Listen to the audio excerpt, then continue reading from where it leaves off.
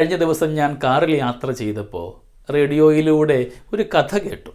കഥ ഇപ്രകാരമാണ്. ഒരു തവള വഴിയരികിലൂടെ നടന്നു പോകുമ്പോൾ ഒരു തേരട്ടയെ കാണുന്നുണ്ട്.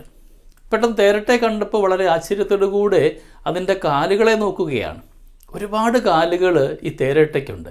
തേരട്ടയെ തടഞ്ഞു നിർത്തിയിട്ട് തവള ചോദിച്ചു, നീ എപ്രകാരമാണ് നിൻ്റെ കാലുകളെ ക്രമീകരിക്കുക? നീ ഏത് കാലാണ് ആദ്യം വെക്കുക, ഏത് രണ്ടാമത് വെക്കുന്നു? എനിക്ക് 2 കാല് മാത്രമേ ഉള്ളൂ. ചിലപ്പോഴൊക്കെ ഞാനും ഇങ്ങനെ അങ്കലാപ്പിലാകാറുണ്ട്.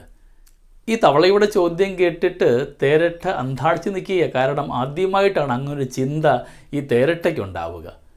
അന്നേരം മുതൽ ഈ തേരട്ട ചിന്തിക്കുകയാണ്, ഏതാണ് ആദ്യം വയ്ക്കുക, ഏത് രണ്ടാമത് വയ്ക്കുന്നു?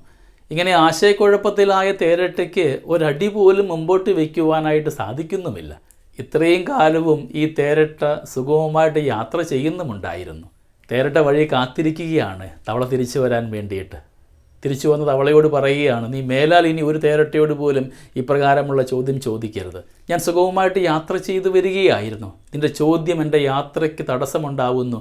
ഒരടി പോലും മുമ്പോട്ട് വയ്ക്കുവാൻ എനിക്ക് സാധ്യമാകുന്നില്ല. കഥ പറഞ്ഞു വെച്ച ഒരു സാരാംശമുണ്ട്.